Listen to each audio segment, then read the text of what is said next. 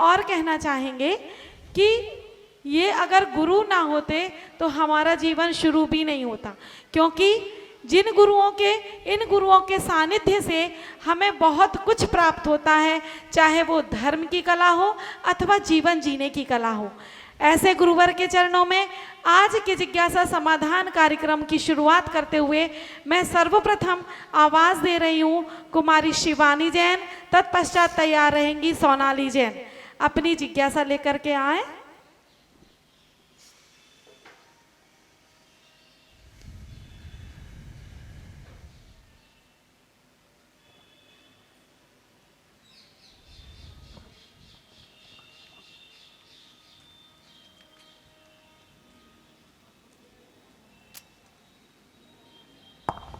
महाराज जी के चरणों में त्रिवार नमोस्तु नमोस्तु नमोस्तु।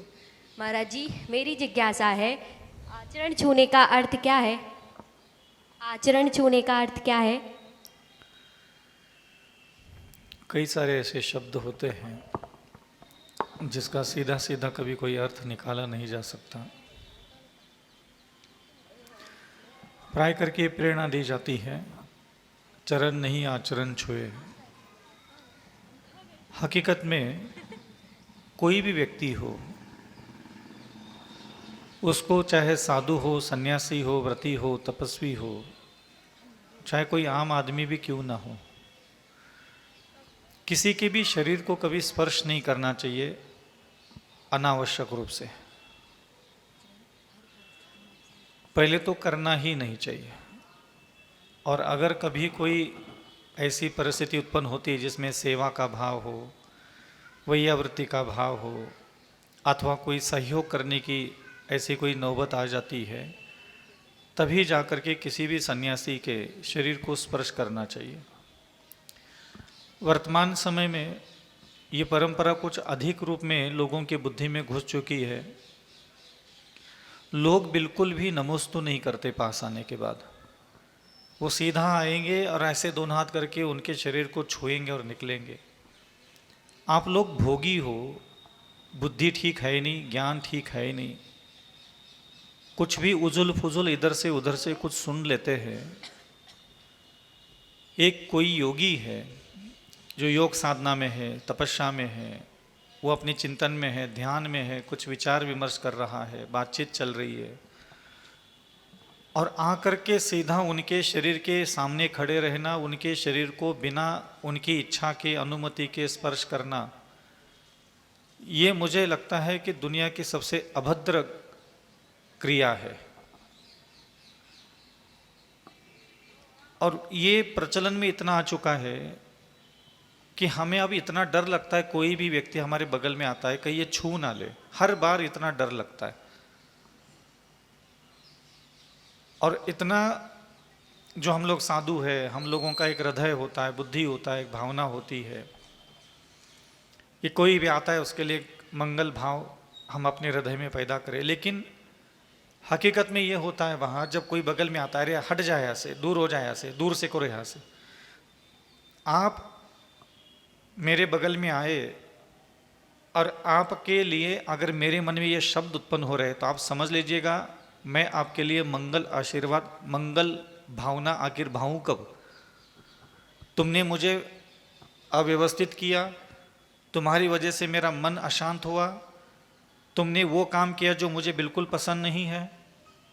तुझे पसंद है वो तुम कर लेते हो, तुझे अच्छा लगता है इसलिए तुम कर लेते हो, लेकिन तुम्हारे इस अच्छे लगने वाले काम के कारण तुमने जो खोया है, तुमने संतों की भावना खोई। कल ही कोई मैं आहारचर्या करके आ रहा था, वो इतना निर्लज्ज के जैसे बिल्कुल चल रहे और एकदम सामने आकर के बैठ जाते हैं, फिर ऐसे सामने आकर के, मतलब क्या चाहते हो भाई तुम? आदमी चले भी ना, अरे एक व्यक्ति गलती करे तो ठीक है, पूरे के पूरे आदमियों को ये गलती करने की आदत पड़ी है। दो लोग वार्तालाप कर रहे हैं, चर्चा कर रहे हैं, मुनि महाराज कहीं बैठ करके किसी से कोई संवाद चल रहा है, किसी बात पर कोई बीच में घुस जाएंगे, क्या तुम नमोस्तु करते हो, क्या तुम छूते हो? और ये बात कभी कोई साधु क्यों नहीं बोलता मुझे नहीं पता, क्योंकि उनको अपनी दुकान चलानी होती है तो वो बोलते नहीं है। योग साधना में बैठे रहते, आध्यात्म विद्या में चले जाते, साधना तपस्या के क्षेत्र में चले जाते, तो उनको भी इन चीज़ों का महत्व समझ में आता। प्रवचनकार बन के बैठे, दुकान खोल के बैठे, पैसा चाहिए प्रोजेक्ट के लिए, तो कहाँ से कौन टोकेगा। और वो योग साधना में नहीं गए तो जीवन के किसी मोड़ पर वो धर्म का ऐसा बड़ा विनाश करके बैठ जाते हैं। इसलिए कह रहे क्योंकि अगर सही में चरण नहीं आचरण छुए, आचार्य श्री 40 साल तक ये सारे बोर्ड सारे बैनर आसपास लगाते रहे, क्या सीखा तुम लोगों ने, जैन धर्म के लोगों ने। आचार्य विद्यासागर महाराज अपने कमरे से बाहर आने से लेकर के कहीं भी जा रहे तो आपने कितना टेंशन, कितना दुनिया भर के मन खराब किया, उनकी भावनाएं खराब की। तुमने कभी किसी साधु को कभी सुख दिया ही नहीं है। तुम धरती पर जन्म लिए है सिर्फ अपनी पत्नी को सुख देने के लिए, अपने पति को सुख देने के लिए, अपने बच्चों को सुख देने के लिए। तुम्हारे पास ऐसी कोई शिक्षा नहीं है, ऐसा कोई ज्ञान नहीं है। तुम ऐसा दिगंबर साधु प्रभु के सामने, शास्त्रों के सामने तुम्हें खड़ा रहना तक ठीक से नहीं आता कि उनके मन को अशांति ना करो। तो काहे कि तेरे नमोस्तु, ये आ गया, ये मुझे अशांत करके चला गया, फिर वो आता है, फिर वो हाथ डालता है, फिर वो आता है। हमारा वहाँ दिन में इतना बेकार जाता है। और कोई भी व्यक्ति हो, कोई भी साधु हो, जितनी महिलाओं दूर से आती है, दूर से नमोस्तु करके चले जाते हैं, तो क्या वो नरक जा रहे हैं क्या सब? जो तुम छुए बिना नमोस्तु करे, तुम कोई बहुत बड़ा तीसमार का बन गए। अगर ये सही में छूने का काम धर्म होता तो ये प्रत्येक आचार्य परमेष्ठी, उपाध्याय, साधु परमेष्ठी के बाहर ये बोर्ड नहीं लगे होते। थक गए, सारा संसार थक गए, लेकिन तुझे योगियों का योग भ्रष्ट करने में ही मजा आता है। और योगियों का तुमने इतना योग भ्रष्ट कर दिए हो कि अब योगी भी वो योगी कहलाने के लायक नहीं बचे। दुनिया में अपने माथे पर कलंक लगा के आज घूम रहे, चाहे वो दीक्षा के 10 साल हो, 20 साल हो, 30 साल हो, 40 साल हो, 50 साल हो, सब योग भ्रष्ट होकर के जीवन जी रहे। क्यों? इन्हीं हरकतों के कारण। इसलिए ध्यान रखना, ये बहुत बड़ा विषय, कई बार मैं इस पे बारे में बोल चुका हूँ। कभी भी किसी भी आरिका हो, छुल्लक छुल्लिका हो, तपस्वी हो, दूर से 7 हाथ दूर से ही नमोस्तु करे, चुपचाप नमोस्तु करो और चले जाओ। और उससे भी घिनी आदत इन महिलाओं की होती है। आकर के खड़े रहेंगे और 40 बार नमोस्तु नमोस्तु बोलेंगे, जब तक वो महाराज जी उनको जो चिंतन चल रहा है, मनन चल रहा है, जो चर्चा चल रही है, जो स्वाध्याय कर रहा है, वो छोड़ छाड़ करके इनके ये नरकगामी भोगी नालायकों के चेहरे ना देख ले, तब तक ये नमोस्तु बोलना नहीं बंद करेंगे। मतलब अविवेक की पराकाष्ठा। बुरा बोले नहीं, इनको छेड़ दो, इनको टोक दो, दूसरे दिन से नमोस्तु आना बंद। इधर से सीढ़ी चढ़ेंगे, नमोस्तु करके भगवान को चले जाएंगे। अरे हमें नहीं जाना हुआ। इतना अहंकार, इतना घमंड, इतना गुरूर भी है। ये चीज होती है। और ये चीज सीख क्यों नहीं रहे लोग? क्योंकि अभी मैंने मना किया, मेरे पास आकर के मेरे से नाराज हो जाएंगे, बुरा सोचेंगे, बुरा बोल लेंगे। दूसरा साधु आता है, उनके चरण छूने को मिल रहे हैं, तो उनको लगता है कि देखो हम तो छू लिए। तुम्हारा, चाहे वो साधु खुश हो जाए तुम्हारे पैर छूने से, चाहे तुम खुश हो जाए, तुमने जो काम किया है उसके बदले में तुम्हें कभी पुण्य तो लगना नहीं है। वो साधु ने भी अपना योग नष्ट कर लिया और तुमने भी अपना योग नष्ट कर लिया। तो कुछ गलत काम ऐसे भी है जो दोनों खुशी से किए जाते हैं। तो है गलत काम, लेकिन वो साधु भी खुशी से करवाता है और श्रावक भी खुशी से करता है। तो प्राय करके ये ऐसा तालमेल बैठना मुश्किल है कि एक समाज को अथवा जैन समाज के लोगों को एक शिक्षा दी जाए। आप देख लीजिएगा जाकर के सिख समाज में अपने गुरुजनों के सम्मान कैसे करते हैं। जब उनकी गुरुवाणी निकलती है तो पूरे उनके श्रावक लोग रोड पे झाड़ू लगाते हैं, पानी डालते हैं। ये सारा सम्मान होता है अपने गुरुजनों के प्रति। कभी आ जैन लोग हम लोगों के सामने आते तो कैसे चुपचाप ऐसे लाइन से बैठे रहते, बिल्कुल साइलेंट मोड में। और तुम्हारा उठना बैठना, 10 लोगों को बिठा दो तो 4 लोगों को बोलना पड़ता है, मोबाइल बंद कर दे, बोलना बंद कर दे, वही बगल में चालू कर देता है। तो ये क्या है? तो ये अशिक्षा ही है। इसलिए ध्यान रखना, आचरण छुए का मतलब होता है कि भाई उनको दूर से दर्शन करे और कुछ ना करो, दूर से दर्शन करे और अच्छा लगता है। चरण छूने से आपको कोई बहुत बड़ी उपलब्धि नहीं हासिल होने वाली। क्या होता है, चमड़ी का शरीर में क्या जा रहा है? और हम मान लो मेरे शरीर में बहुत ऊर्जा, रिद्धियाँ, सिद्धियाँ सब भरी पड़ी है, मेरी इच्छा के बिना तेरे पास कुछ नहीं जाने वाला। समझ में आ रहा है ना? ये कहानी किससे कहीं से, कोई ने 2-2 कौड़ी के प्रवचनकार गली में घूम रहे, महाराज के अंगूठे में ये आता है शाम को रात में, वो बिल्कुल ऐसे हाथ डाल करके दोनों अंगूठे का ऐसा ऐसे है, ऐसे वो दोनों अंगूठे कैसे छुएगा और ऐसे माथे पे लगा, ऊर्जा आ गई। ऐसी कोई ऊर्जा आती है? हाँ, जिनके खुद के पिताजी भगवान थे, आदिनाथ भगवान के, वो भरत बाहुबली का उतर बैठे रहते जिंदा भगवान को अंगूठा छूने के लिए बैठे थे कभी? वो कौन जाता है भाई, कौन करता है? तो ये सब कुशिक्षा है। इससे साधु की साधना, जो साधना करने वाले, तपस्या करने वाले साधु होते हैं, वो हमेशा तुम लोगों से दूरियां बनाए रखेंगे। घटिया हरकतें, चलते समय परेशान, कहीं भी आहार चर्या के लिए जाए आ गए, परेशानी रहते हैं हम लोग। कोई साधु कभी इन चीज़ों को एक्सेप्ट नहीं कर सकता। पूज्य महर्षि जी का जो उद्बोधन था वह कड़वा था परंतु सत्य था। इसके बाद अगली जिज्ञासा लेकर के आ रही हैं कुमारी सोनाली। तत्पश्चात तैयार रहेंगे आदरणीय चाची जी श्रीमती अनीता जी चौधरी। महाराज जी के चरणों में त्रिवार नमोस्तु नमोस्तु। महाराज जी, मेरी जिज्ञासा है, हर परिस्थिति में हम शांत कैसे रहें? बहुत मुश्किल होता है कि हम अपने आसपास जो भी घटना घटित हो रही है उसमें तुरंत अपने मन को संभाल ले। ये इतना आसान नहीं होता। बहुत सारा चिंतन, मनन, अनुभव चाहिए होता है, तब व्यक्ति अपने मन को थोड़ा बहुत संभाल पाता है, कंट्रोल कर पाता है, नियंत्रित रख पाता है। अब बिगड़ी हुई परिस्थिति पर डिपेंड करता है कि किस प्रकार की बिगड़ी हुई परिस्थिति है। मान लीजिए 1 लोटा दूध गिर गया, आधा घंटे में सब ठीक हो जाएगा। और घर में आग लग गई तो भाई महीनों सालों तक वो मन के अंदर अशांति पैदा करता है। परिस्थिति क्या है, घटना क्या है, इस पर भी डिपेंड करता है कि हम अपने मन को कितनी देर और कितनी जल्दी नियंत्रण में रख सकते हैं। होने वाले नुकसान, होने वाला जो हानि है हमारे साथ, घटित होने वाली घटना जो हमारे साथ है, उसकी तीव्रता पहले देखनी पड़ेगी। जैसे किसी एक व्यक्ति ने आकर के अरे क्या मूर्ख हो गया, बस इतना बोल के गया, तो मन में बुरा तो लगा, अच्छा भी नहीं लगा, ठीक है, तो 10 मिनट तक बुरा लग जाएगा। कोई आया और डंडा मार के चला गया तो 2-4 दिन तक बुरा लग जाता है। और कोई आकर के सीधा पैर तोड़ के चला जाए तो महीनों तक उसके लिए बुरा सोचने के लिए बैठ जाते हैं।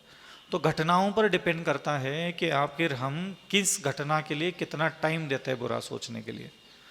इसलिए आपने प्रश्न पूछ लिया कि विपरीत परिस्थितियां भी अलग अलग तरीके की होती हैं।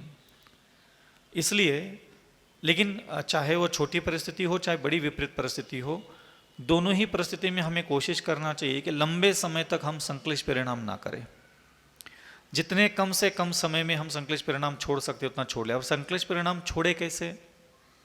संक्लिष्ट परिणामों का विनाश करने के लिए एक तो प्रौढ़ बुद्धि की आवश्यकता होती है।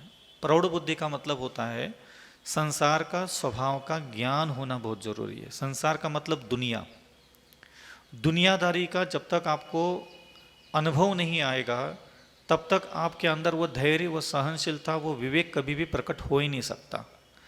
अभी जो आपकी उम्र है, अभी सिर्फ आपको अपने माता पिता परिवार के लोग ये कपड़े नहीं दिए, जूते चप्पल नहीं दिए, मम्मी ने ऐसा बोला, पापा ने ऐसा बोला, ये वाली विपत्तियाँ होती है।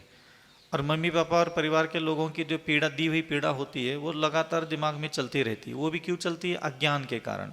हमारे मन का नहीं हुआ, इसलिए हम विपरीत परिस्थिति बोलते हैं कि हमारे घर वाले अच्छे नहीं, हमें समझते नहीं, हमें प्रेम नहीं करते, हमारी भावनाओं को कदर नहीं करते। प्राय करके युवाओं की यही शिकायतें होती है, क्योंकि हम लोग भी उसी उम्र से गुजरे तो हमें पता है दिमाग में क्या चलता है। तो कोशिश करना चाहिए कि युवावस्था जो भी हमारी है वो एक संयम के साथ, थोड़ा गुरुजनों के साथ, थोड़ा स्वाध्याय करते हुए और सदाचारी सत्पुरुषों के समूहों में हमारा उठना बैठना हो तो काफ़ी मात्रा में हमारा मन जल्दी रिकवर हो जाता है। ये ध्यान रखना हमेशा। बहुत सारा चिंतन, मनन, अनुभव से मनुष्य अपने मन को शांत कर सकता है। और इसके लिए ज़रूरी है कि हम ज़्यादा देर तक संक्लेश परिणाम ना करें। और संक्लेश परिणामों के ना होने के लिए ज़रूरी है कि आपके पास प्रौढ़ बुद्धि हो। अगली जिज्ञासा लेकर के आ रही है श्रीमती अनीता जी चौधरी। तत्पश्चात तैयार रहेंगे आदरणीय बड़े भाई श्री शीलचंद जी भैया, जो बहुत अच्छे शिक्षक हैं और बहुत अच्छे कवि भी हैं। गुरुवार के चरणों में कोटि कोटि बार नमोस्तु नमोस्तु नमोस्तु। गुरुदेव हमारी जिज्ञासा ये है कि प्रवचन भक्ति क्या होती और हम कैसे करें प्रवचन की भक्ति। प्रवचन, हाँ। प्रवचन शब्द का मतलब होता है प्रभु के वचन, जो मंगलकारी है, कल्याणकारी है, शुभंकारी है, जो हमारी मलिन मन को, मलिन वाणी को, हमारी इंद्रियों को, हमारे अंदर के 8 कर्मों को, कर्म के उदय में उत्पन्न होने वाली अनेक प्रकार की विचित्र भावनाओं को जो निर्मल करती है, जो शुद्ध करती है, जो सात्विक बनाती है, ऐसे उस जिनेंद्र भगवान के उपदेश को प्रवचन कहते हैं। अच्छा। और उस जिनेंद्र भगवान के उपदेशों की भक्ति करना।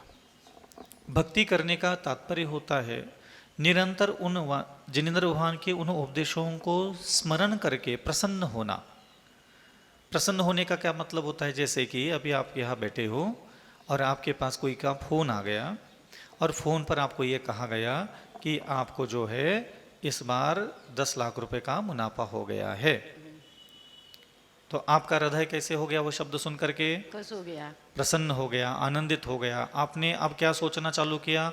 अब ये जो 10 लाख रुपए आएंगे, मैं इससे ये करूँगा, वो करूँगा, ऐसा करूँगा, वैसा करूँगा, कितना अच्छा होगा, मेरा घर अच्छा होगा, गाड़ी आ जाएगी, हाँ कपड़े आ जाएंगे, पुराना लोन चुक जाएगा, इसमें मेरा कितना सुकून भरा जीवन आ जाएगा। तो मनुष्य को जैसे ही अपने जीवन में किसी चीज़ का लाभ प्राप्त होता है तो उस लाभ से वो अपने जीवन को किस प्रकार मंगलकारी करना है, सुख देने वाला निर्माण स्थिति निर्माण करनी है, उसकी कल्पना करने लग जाता है। ऐसे ही कभी अकेले में बैठना चाहिए, बैठ करके अचानक प्रभु के शब्दों को याद कर लिया, अरे भगवान ने दया करने के लिए कहा है, कितना अच्छा है ना भगवान ने, यार मुझे दया करने के लिए कहा, भगवान ने मेरे ऊपर भरोसा किया, भगवान ने कितना अच्छा ज्ञान दिया है ना, कितना अच्छा होगा अगर मैं दयावान बन जाऊंगा तो मेरी आंखों में दया, वाणी में दया होगी, मेरे चलने में दया होगी, मेरे भोजन में दया होगी, मैं जब बोलूँगा तब में उसमें दया होगी, मैं जब किसी को छूँगा तब उसमें दया होगी, मेरे हृदय में दया, बुद्धि में दया, अंतःकरण में दया, आँखों में दया, कान में दया, मेरे शरीर के रोम रोम में दया। गजब यार, अगर मान लो मैं ऐसा हो जाऊँगा तो कितना हृदय शुद्ध हो जाएगा, कितना संसार के सारे दुखों से बच जाऊँगा, कितना सारा पुण्य आ जाएगा, कितना सारा पुण्य आ जाएगा तो कितना सारा राजे महाराजे चक्रवर्ती महामंडलेश्वर में बन जाऊंगा, फिर बाद में जाकर के रिद्धियाँ सिद्धियाँ शक्तियाँ मुझे प्राप्त हो जाएगी। गजब। तो इसको क्या कहते हैं? जिनेंद्र भगवान की वाणी को स्मरण कर लिया और उसकी भक्ति प्रकट करने लगे, अपने ऊपर उसकी कल्पना करने लगे। जैसे हमें 10 लाख का मुनाफा हो गया समाचार सुनते ही, हम वो 10 लाख रुपए कैसे अपने ऊपर खर्च करेंगे और कैसे अपने जीवन को आनंदमय बनाएंगे, ऐसा जो आपने किया, ऐसा ही आपको प्रभु की वाणी सुन करके प्रभु की वाणी को स्मरण करना चाहिए। कभी कभी बैठे बैठे क्षमा, अरे यार भगवान ने कितनी अच्छी बात बोली ना, मेरे लिए उन्होंने क्षमा का उपदेश दिया, काश मैं क्षमावान बन जाऊंगा, कितना अच्छा रहेगा ना।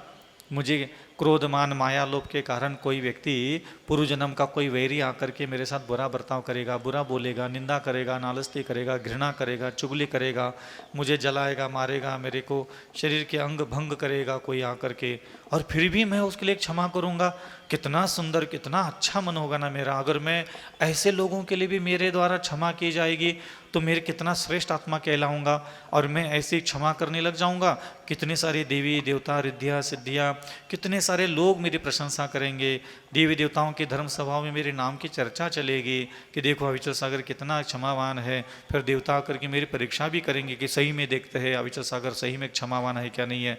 लेकिन मैं तो सच्चा सच्चा क्षमावान बन जाऊंगा तो देवता कितनी भी परीक्षा कर ले तो भी मैं उस परीक्षा में पास हो जाऊंगा, फिर वो मुझे वरदान देंगे। गजब यार, एक भगवान की वाणी के अनुसार अगर मैंने अपना मन वचन का निर्माण किया तो मुझे कितने सारे लाभ, कितना सारा सुख, कितनी सारी शांति।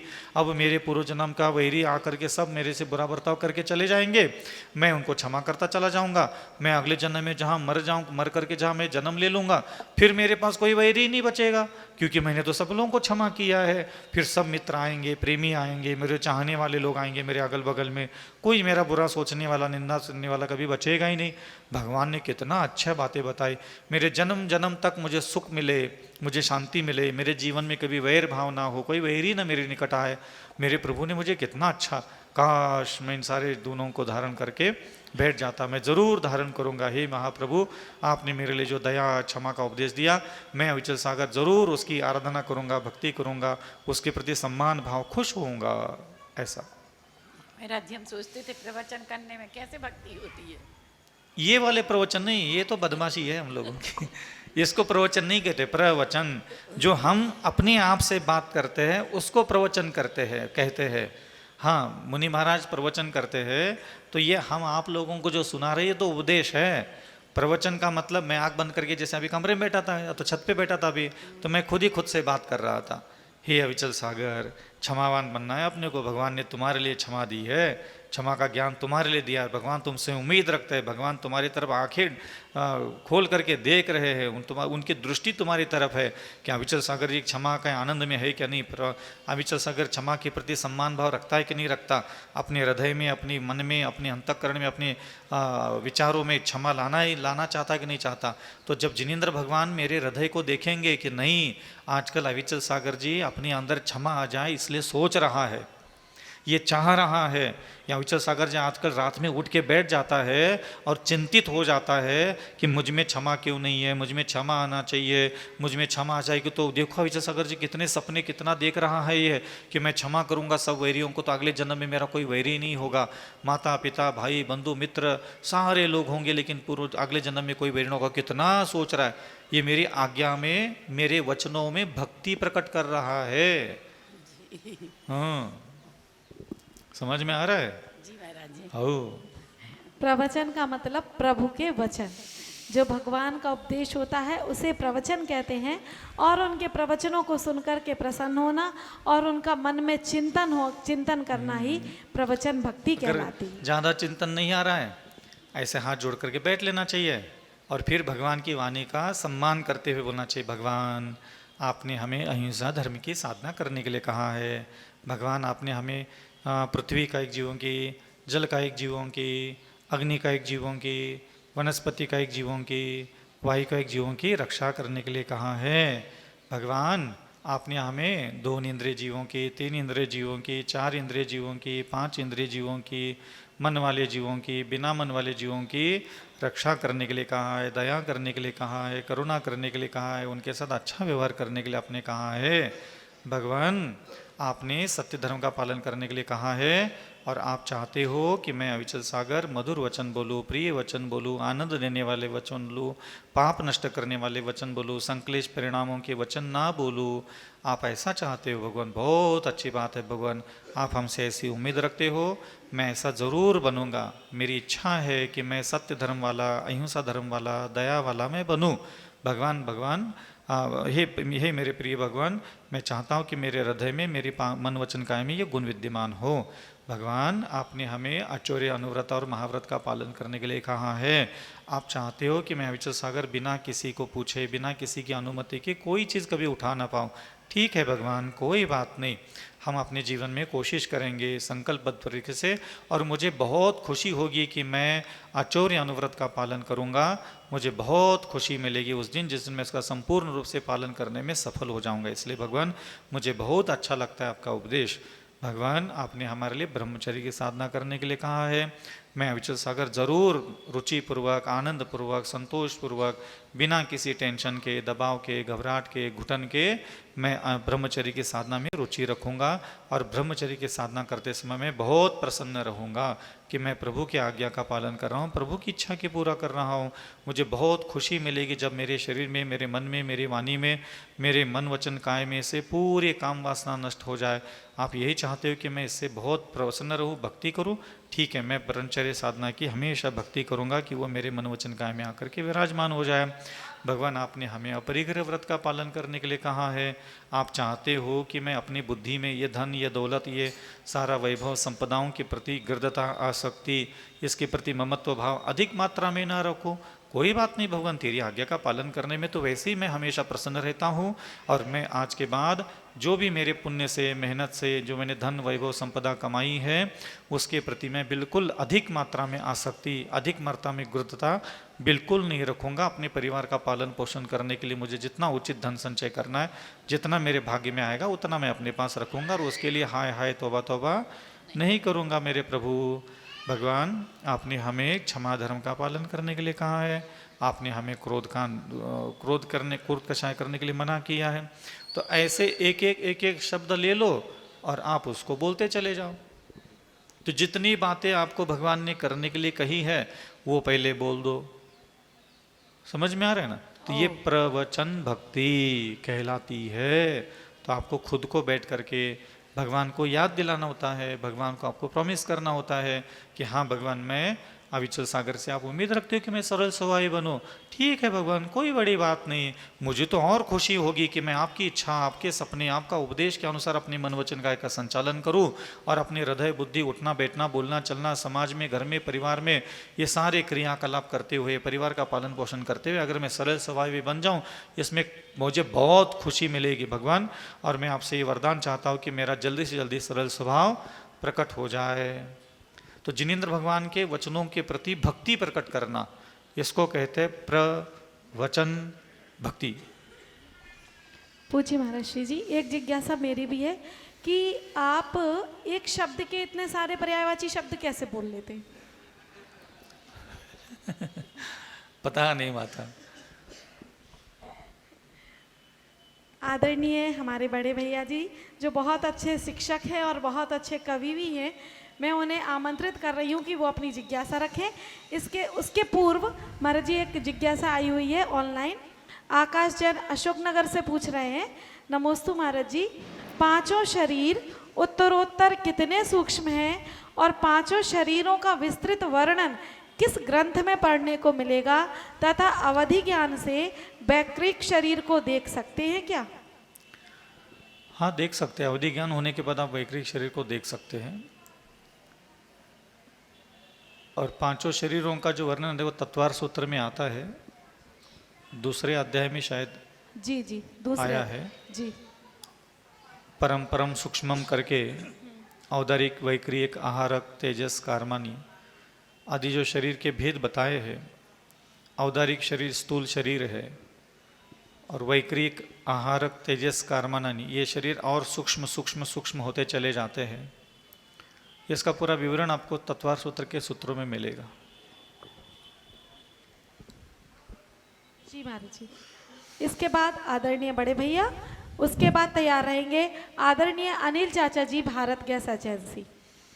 हे करुणा सागर गुरुदेव, त्रैवान नमोस्तु।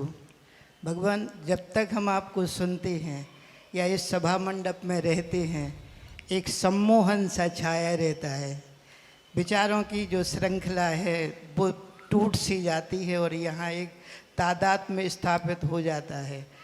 गुरुदेव, मेरी जिज्ञासा ये है कि ये निरंतरता कैसे बनाए रख सकें और अपने कार्य, हम चूँकि सरकारी क्षेत्र में कार्यरत हैं, समय उतना नहीं निकाल पाते, तो उस कार्य क्षेत्र से भी वो तादाद में कैसे स्थापित रख सकते हैं? नमस्ते गुरुदेव। दो प्रकार की व्यवस्था साधना की होती है। एक क्रिया के रूप में भी धर्म किया जाता है और एक दूसरा जो सबसे महत्वपूर्ण धर्म करने का साधन है अथवा जो व्यवस्था है हमारे पास, वो है विचार करना। एक साधना पद्धति में एक शब्द आता है, एक बिंदु आता है, लगातार हम अपने दिमाग में कोई भी एक भगवान के मुख से निकला हुआ शब्द बड़बड़ाते रहे। ना वो मंत्र हो और ना ही वो कुछ और हो।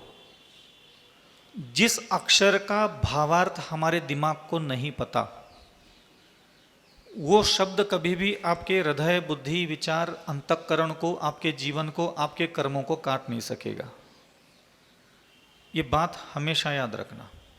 आप कुछ भी बड़बड़ाओ, कितना भी चिल्ला करके, भंपू लगा करके घंटों महीनों बड़बड़ाते रहो, जो काव्य, जो श्लोक आप पढ़ रहे हो, उसका अगर आपके दिमाग को मीनिंग नहीं पता तो वो शब्द आपके ऊपर काम नहीं करता। कई लोग इसी में मरे गए। हम संस्कृत में ज़्यादा लाभ मिलता है कि हिंदी पढ़ने में ज़्यादा लाभ मिलता है, तो एक से बढ़कर एक विद्वान तो है ही दुनिया में, फिर वो संस्कृत का नाम लेते हैं। नहीं, संस्कृत पढ़ोगे तो अलग ऊर्जा, अलग एनर्जी। तो भैया, कर्नाटक में मुनि महाराज थे, वो क्या सिद्धालय नहीं गए? हैं? जो तमिलनाडु में थे क्या वो सिद्ध भगवान और कभी रिद्धिया सिद्धियां प्राप्त नहीं की? कुछ बोलने के पहले ये लोग सोचते भी नहीं है। समझ में आ रहा है कुछ कह रहा हूं? उपदेश वो दो जो हम जैसे बच्चों को समझ में आ जाए। और सबसे ज्यादा जो शास्त्र लिखे गए वो सब साउथ में लिखे गए, और सारे साधु कन्नड़ में, तमिल में, आसाम में, और कौन सी भाषा, यही है। हाँ, तो वो सारे शास्त्र उसी में है। आज भी 70-80% शास्त्र तो कन्नड़ में लिखे हुए, तेलुगु में लिखे हुए, उसी में लिखे हुए सब। तो ये जो भाषा को लेकर के लोगों का एक अलग से नाटक चलता है। हम देखते हैं मार्केट में बहुत सारी चीज़ें चलती, हवा उड़ती है, अतिशय चमत्कार के चक्कर में ऊर्जा मिलती, ऊर्जा तुम्हारे लिए ऊर्जा मिल रही है? तो ये प्रवचन सभाओं में ऐसे जवाब दिए जाते हैं तो कभी कभी हमें भी थोड़ा संकोच हो जाता है, लेकिन क्या कर सकते हैं, हम बिना किसी का विरोध किए भी प्रवचन दे सकते हैं। तो हमारा ऐसा मानना है कि जो शब्द बोलने के बाद आपके मानस पटल पर तरंगे उत्पन्न हो, उन शब्दों के साथ आपके विचारों का निर्माण हो, हृदय निर्माण हो, उमंग निर्माण हो, वही सारी चीजें आपके अंतःकरण के सारे कर्म का विनाश करना, अतिशय प्रकट करना, शुभ वर्गना इकट्ठा करने के लिए ज्यादा सहयोग देती है। ये ध्यान रखना हमेशा। जिस भाषा का ज्ञान हमारे मन को नहीं पता, हमारी आत्मा को नहीं पता, जैसे मान लीजिए आपको मैं कर्नाटक ले जाऊं, कर्नाटक ले जा करके खड़ा कर दो बेंगलोर के बस स्टैंड पे, और वहां बगल के लोग कन्नड़ में बहुत बेहतर जोक मार लिए, तुम हंसोगे? तुम्हारे मन में, वचन में, शरीर में हंसी उत्पन्न होगी? नहीं होगी ना? नहीं होगी। वो वही बगल में खड़े हैं और कन्नड़ में उन्होंने एक दूसरों को गालियां दे दी, क्या तुम्हें गुस्सा आएगा? क्योंकि उस शब्द की तरंगे तुम्हारे मन वचन काय को टच नहीं की, तो तुम्हारे अंदर क्रोध भी उत्पन्न नहीं हुआ।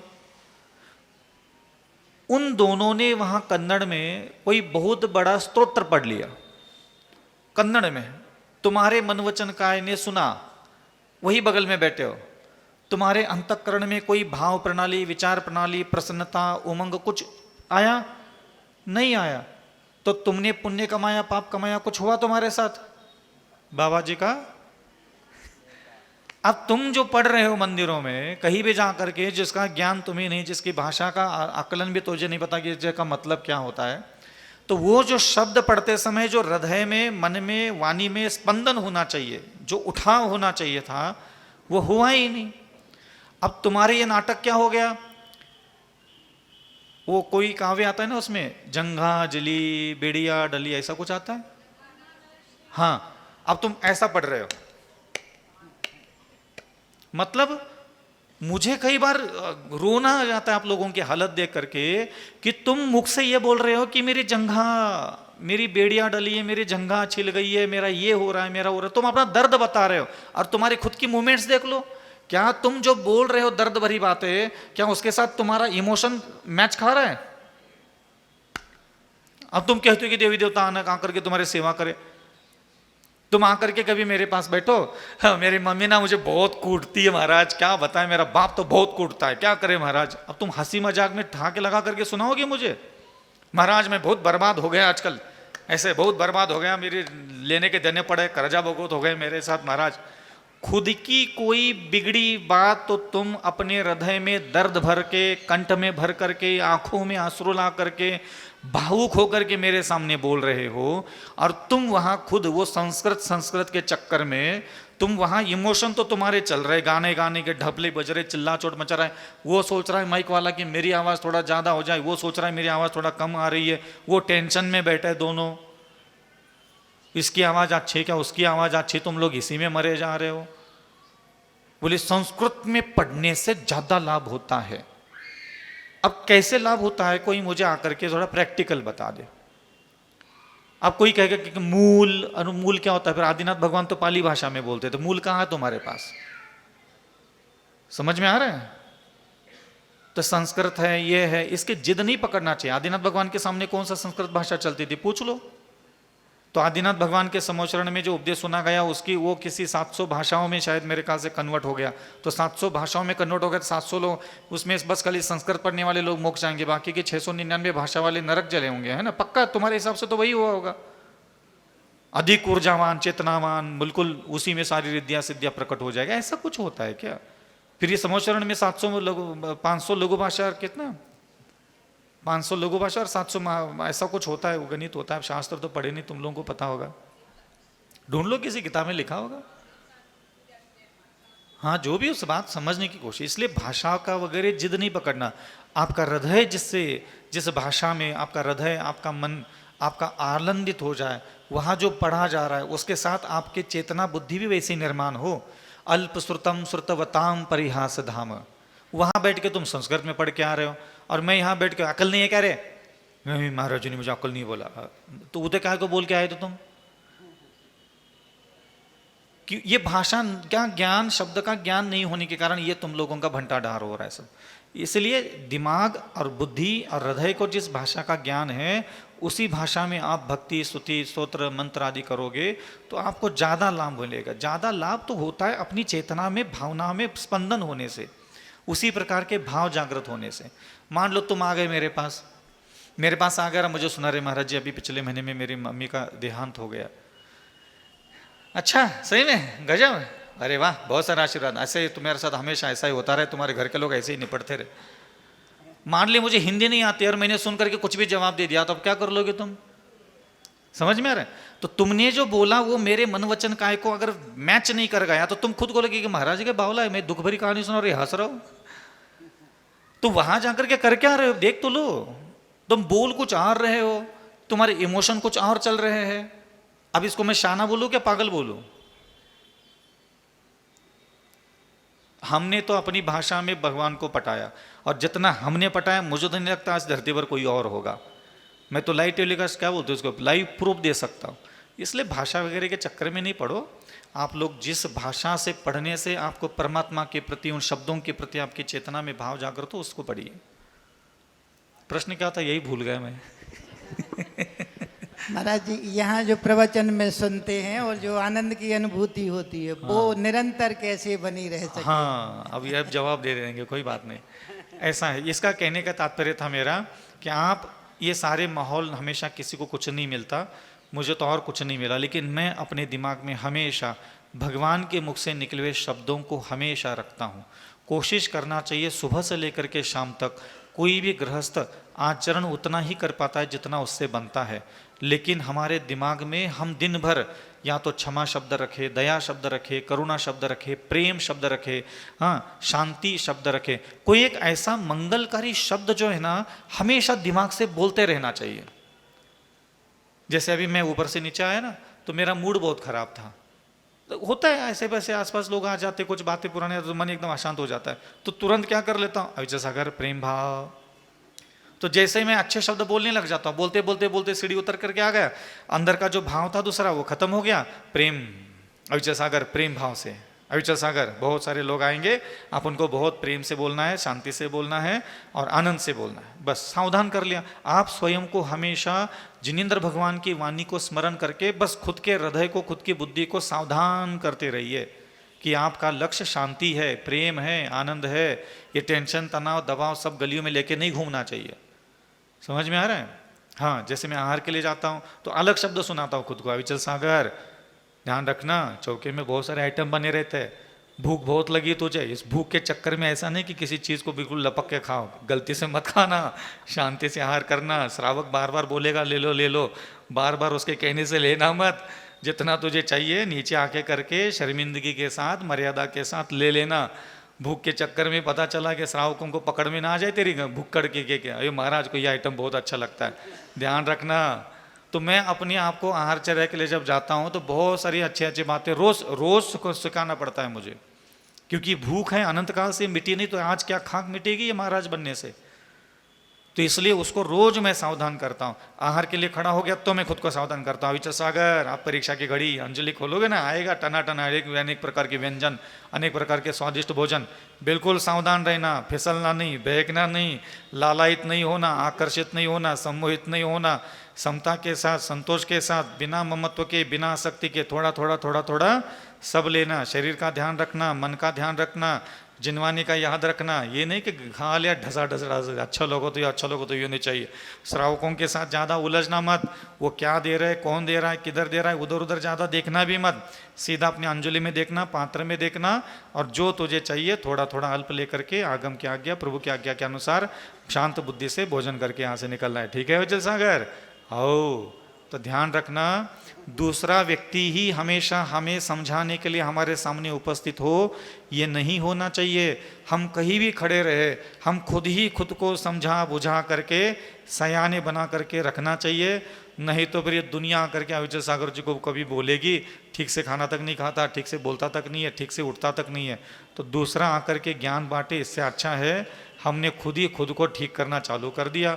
तो हमें ज़रूरत ही नहीं पड़ती किसी की, ना हमें किसी बड़ों की ज़रूरत पड़ी, ना प्रवचन सुनने की ज़रूरत पड़ी, ना हमें कोई समझाने के लिए आया नहीं आज तक महाराज ऐसा क्यों कर रहे। तो शांति से आहार कर लेते हैं, शांति से कमरे में बैठ लेते हैं, शांति से थोड़ा बहुत प्रवचन में थोड़ा बोल लेते हैं, दया आ जाती है इसलिए, लेकिन फिर भी शांति से कोशिश करते हैं कि हाँ ये 40 साल 45 साल का और बाकी का जीवन है, वो भी ऐसा ही खुद को समझाते समझाते, खुद को चुप बिठाते बिठाते, जो कुछ भी करना है खुद ही करना है बस। चाहे लाखों का नुकसान हो, करोड़ों का नुकसान हो, चाहे कुछ भी हो जाए, लोक निंदा हो, आलोचना हो, करने वाले करते रहे, मुझे कोई लेना देना नहीं है। मुझे हमेशा संभालता हूँ जिनेंद्र भगवान की वाणी को याद करके। इसलिए ध्यान रखना, लगातार ना माँ रहेगी जीवन में, ना पिता रहेगा, ना पति रहेगा, ना पत्नी रहेगा, ये सब मनोरंजन के लिए पास होते हैं। हमारे दिमाग के अंदर की गर्मी हमारे अलावा और कोई शांत नहीं कर सकता, ये ध्यान रखना हमेशा। इसलिए हम जब भी जीवन, इतना बड़ा जीवन जीते हैं, कहाँ तक हम किस साधु का इंतज़ार करें, किस गुरु का इंतज़ार करें। हमारे तो भाग्य में ना कुछ था ही नहीं, तो हम तो अकेले चले तो खुद ही खुद को संभालते गए, समझाते गए, सिखाते गए, और आगे बढ़ते चले जा रहे, धीरे धीरे रेंगते बड़े बड़े साधुओं को नमस्कार करना, विनय करना, उनकी भक्ति करना, उनका सम्मान रखना, ये सब हम काम करते रहते हैं तो अच्छा लगता है, ये ध्यान रखना। और सुनाइए आगे। नमस्ते। अगली जिज्ञासा लेकर के आ रहे हैं आदरणीय चाचा जी श्री यशवंत जी सिंघई, उनकी क्लास का समय हो रहा है। फिर उसके बाद आदरणीय चाचा जी श्री अनिल चाचा जी, भारत गैस एजेंसी। मंचासीन आध्यात्मिक संत दया भावना फाउंडेशन के प्रेरणा स्रोत परम पूज्य मुनि श्री अविचल सागर जी ऋषिराज के पवित्र पावन चरणों बारंबार नमोस्तु। इस धर्म सभा में उपस्थित आप सभी को सादर जय जिनेंद्र। मुनि श्री जी, आजकल के इस भौतिकतावादी युग में सभी चमत्कार को नमस्कार करते हैं, लेकिन मेरी जिज्ञासा है कि क्या नमस्कार से भी चमत्कार हो सकता है? यदि हो सकता है तो कैसे, और यदि नमस्कार से चमत्कार होता है तो हम सबको दिखाई क्यों नहीं देता? नमोस्तु। लालची आदमी एक नंबर के। देखो, चमत्कार बहुत सारी चीज़ें की होती है। चमत्कार शब्द का मतलब होता है कि असंभव सा, अकल्पनीय सा, अद्भुत सा, जो दृष्टिगोचर नहीं होता, जो लाखों करोड़ों में कभी एकाध कोई ऐसी आत्मा धरती पर प्रकट होती है, और जो अकल्पनीय, अचिंतनीय, जिसका चिंतन और विचार भी नहीं किया जा सकता था, ऐसी कोई एक अद्भुत विद्या को, कला को, गुण को, स्वभाव को, हृदय को प्राप्त कर लेता है। कईयों के पास ऐसी अद्भुत बुद्धि होती है, ये भी एक चमत्कार है। चमत्कार का मतलब सिर्फ देवी देवता जादू टोना नहीं होता। चमत्कार का मतलब अचंभित करने वाली ऐसी कोई स्थिति बनती है। किसी के अंदर बहुत अचंभित करने वाली बुद्धि भी होता है, अचंभित करने वाला रूप, लावण्य, सौंदर्य भी होता है, अचंभित करने वाला वैभव, संपदा भी होती, जमीन जायदाद, प्रॉपर्टी भी होती है। अचंभित करने वाला किसी के पास अनेक प्रकार के माल सामान, जमीन जायदाद भी होती है। किसी के पास रिद्धियाँ, सिद्धियाँ, शक्तियाँ, वचन सिद्धि आदि होती है। किसी के पास देवताओं का झुंड के झुंड, हजारों लाखों करोड़ों देवता उसके पीछे खड़े रहते हैं। तो कोई ना कोई व्यक्ति ने किसी दिशा में मेहनत की है, श्रम किया है, समय दिया है, कष्ट सहन किया है। तो कोई व्यक्ति पैसे कमाने के लिए जब मेहनत किया है 40 साल तक, और उसने मान लो 200 करोड़ की प्रॉपर्टी खड़ी कर दी, तो भाई उसके लिए वो चमत्कार ही है। मैंने अपने जीवन में मुनि बन करके पवित्र आचरण किया, चरित्र का धारण किया, भक्ति की, पूजन किया, अन्य प्रकार की साधना की दिशा में मैं आगे बढ़ गया।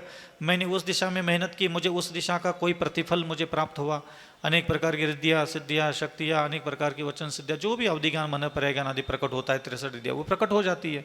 तो तुम जिस दिशा में अपनी बुद्धि से और अपने मन से मेहनत करते हो उस दिशा में कुछ अद्भुत जब तुम्हें प्राप्त होता है उसी परिस्थिति को चमत्कार कहते हैं। और कोई भी व्यक्ति हो जहाँ चमत्कार जहाँ रूप लावण्य विशेष रूप लावण्य है तो वहाँ पीछे सब लोग भागते हैं उसके।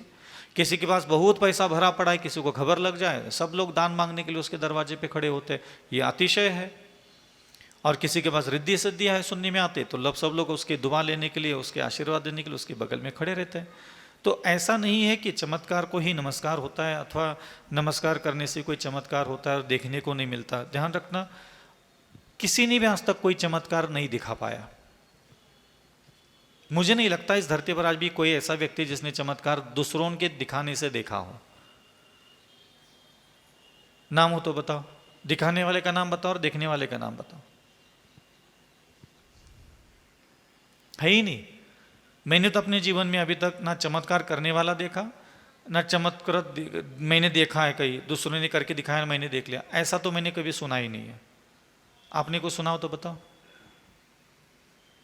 बता दो। ऐसा नहीं कि मन में दबा के रख लो मेरे से डर के। नहीं मैंने नहीं देखा तभी मैं आपसे पूछ रहा हाँ, हूँ। क्योंकि ऐसा नहीं होता। चमत्कार कभी भी ना दिखने में आते हैं दूसरों के, ना कभी दूसरों को दिखाया जाता है। ये स्वानुभूति का विषय होता है। जैसे मैं साधना में बैठा हूँ तो साधना मैं करूँ, चरित्र का पालन मैं करूँ, हृदय बुद्धि विचार अंतःकरण को मैं परिवर्तित करूँ, अपनी सारी कामनाएं वासनाएं तृष्णाओं पर मैं विजय प्राप्त करूँ, तो उसके बदले में जब कोई फल प्राप्त होगा आत्म सिद्धि से अथवा देवताओं की सिद्धि से मंत्र सिद्धि से कुछ भी, तो वो तो मुझे ही दिखेगा, मुझे उसका आनंद आएगा। आप कहोगे कि मुझे भी दिखना है तो उस रास्ते से गुजर जाओ। मैं जिस रास्ते से गुजर गया हूँ तो तुम्हें भी वो मिलेगा। तो ये दूसरों को चमत्कार दिखाने की जो व्यवस्था है वो मुझे नहीं लगता आज तक किसी ने कुछ देखी है और कोई करा के दिखाता है। तो ये सब चीज़ें वर्तमान में चलती है और लोग है बोलते रहते। 5000 पब्लिक बैठी है आकर के मुंह उठा करके बोल लेते महाराज तुम्हारे आशीर्वाद से हमारी मम्मी ठीक हो गई, बापू ठीक हो गया, फलाना ठीक हो गया। तो ये कोई चमत्कार नहीं होते, तो चलता रहता है। अफ्रीका के जंगल में क्या, अफ्रीका में क्या अस्पताल नहीं है? क्या अस्पताल में अफ्रीका में लंदन में अमेरिका में जो लोग अस्पताल में जाते हैं क्या मर करके वापस आते हैं क्या? हाँ, तो तुम्हारे यहाँ चमत्कार होने लगे सारे के सारे। तो लोग हैं भयभीत है, अज्ञानी है, मंदबुद्धि है, छोटे छोटे दुखों से दुखी होते हैं। कहीं कोई टीवी पर इधर उधर कभी कोई बाबा जी के अगल बगल में कोई बोलता हुआ सुनने में आता है कि हाँ तुम्हारे आशीर्वाद से हमारा जे बोलो जे भो जे वो, ऐसी कहानियाँ सुनाने वाले वो 50 बैठे रहते हैं वहाँ। नहीं भी हुआ तो भी बोल लेते और हुआ तो भी उसके नाम पे रसीद काटते हैं, क्योंकि माइक पे और टीवी पे आने का लालसा ज़्यादा होती है। तो वहाँ एक्साइटमेंट होकर के कुछ ज़्यादा ही बड़बड़ाता है वो। हाँ, होता धरता कुछ है ही नहीं। उसी के घर में बाद में जाके पूछ लो क्या तुम्हारे अभी माइक पे बोला था उस बिल्कुल सही है क्या? अरे कुछ नहीं उसके घर वाले ही मना कर देंगे, अरे यार इसी की देसी। तो डॉक्टर का बिल चुकाया होता है 25-50 लाख, तब जा कर के कोई आदमी थोड़ा ठीक हो जाता है। हाँ, चमत्कार से होता तो बिल नहीं चुकाना पड़ता। अगर किसी में अंदर चमत्कार है किसी को अस्पताल से वापस लाने की, तो उसके बिल फड़वा क्यों रहे 25 लाख का? फिर 25 लाख का बिल फड़वाने के पहले करवा लेते उसको चमत्कार उसकी ज़िंदगी में, तो 25 लाख का बिल भी तुम चुका और ज़्यादा जा कर के भाई महाराज के सामने माइक पर ले लो, टीवी पे आते लालच में तुम्हारे आशीर्वाद से भाव, फिर 25 लाख का भी भरवा दिया तुमने। फिर है तो 25 लाख में तो दुबई में भी आदमी ठीक हो रहा है, अमेरिका में भी ठीक हो रहा है, फिर मैं कैसे मान लूँ तुम्हारा चमत्कार है? तो चमत्कार तब होगा ना कि कोई आदमी गया और बस खाली हाथ और आशीर्वाद किया चल घर चल, तब मानूंगा मैं। आते से बिल भी तुम चुका, तो बिल बिना चुकाए कोई व्यक्ति पेशेंट अगर घर आया तो समझ लूँगा चमत्कार हुआ है, नहीं तो फिर बिल ही सबसे बड़ा रुपया। हाँ, समझ रहे हैं ना? हम थोड़ा इन चीज़ों के पक्ष में इसलिए नहीं रहते और आप लोगों को भी इन चुंगल से बाहर इसलिए निकालना चाहते हैं क्योंकि इन चीज़ों के साथ पूरा जीवन निकाल लेते हैं आप लोग कि जब भी कोई विपत्ति आ जाएगी तो हम ये कर लेंगे तो हमारा ठीक हो जाएगा। तो ये आस लगा के बैठे रहते भोले भाले भंडारी लोग। तो मुझे नहीं लगता कि मैं किसी को आस में रखूं। मुनिश्री एक छोटी सी जिज्ञासा और है, चूंकि ये जिज्ञासा थोड़ी अजीब सी है और गैर परंपरागत है, इसलिए आपसे अग्रिम क्षमा याचना सहित पूछ रहा हूँ। वो प्रश्न क्या है ये मैं तय करूंगा, आप तो प्रश्न पूछो बस। तो गुरुदेव, जब किसी व्यक्ति की मृत्यु होती है उसको हम लोग तो स्वर्गवासी ही कहते हैं, अब हम लोग को नहीं पता वो उसकी गति क्या हुई, लेकिन जब किसी व्यक्ति का स्वर्गवास हो जाता है तो जब उसकी अर्थी उठती है तो उस अर्थी पे ऊपर पैसे फेंके जाते हैं, जिसे हम लोग चिल्लड़ कहते हैं, चिल्लड़ फेंकी जाती है। तो इसके पीछे क्या लॉजिक, क्या तर्क, क्या हो सकता है, समझ में नहीं आया कभी। मजे मजे मौत के बाद भी मजे। मजे मजे हाँ, मखाने भी उड़ाते हैं, गुलाल उड़ाते हैं, ढोल नगाड़े बजाते हैं। अलग अलग देश में अलग अलग समय में अलग अलग रीति रिवाज प्रचलित होती है। इसका कोई साइंटिफिक अथवा धार्मिक कारण नहीं होता। ये सब सामाजिक परंपराएं हैं, देखा देखी में चलती रहती है। क्यों है, किस लिए है, किस कारण से है, इसका कभी कोई हम जवाब नहीं दे सकते, क्योंकि इस प्रकार की प्रश्नावली, मतलब संसार है, अनंत मनुष्य है, अनंत घटनाएं हैं, अनंत परिस्थितियां हैं, उन सारी परिस्थितियों के बारे में कोई शास्त्र और भगवान भी नहीं बोलते। तो इसलिए कुछ चीज़ें होती है जिसको हम रूढ़िवादी समझ करके, प्राय करके ध्यान रखना, किसी चीज़ को भी गलत कब कहना है इसका भी एक थोड़ा सा अपने मैनर्स होना चाहिए, अपने पास एक विवेक हो।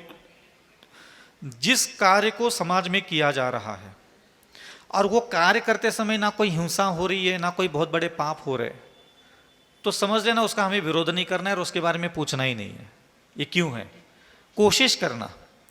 क्योंकि वो कार्य के ऊपर जिनेंद्र भगवान ने प्राय करके जो हमें उपदेश दिया, प्रकाश डाला है, उन चीज़ों पर प्रकाश डाला है जिसमें अधिक मात्रा में हिंसा होती है, झूठ बोला जाता है, चोरी की जाती है, मैथुन सेवन, परिग्रह सेवन, क्रोधमान, मायालोभ किया जाता है। उन चीज़ों पर विजय प्राप्त करने के लिए जिनेंद्र भगवान का मुख्य रूप से उपदेश है।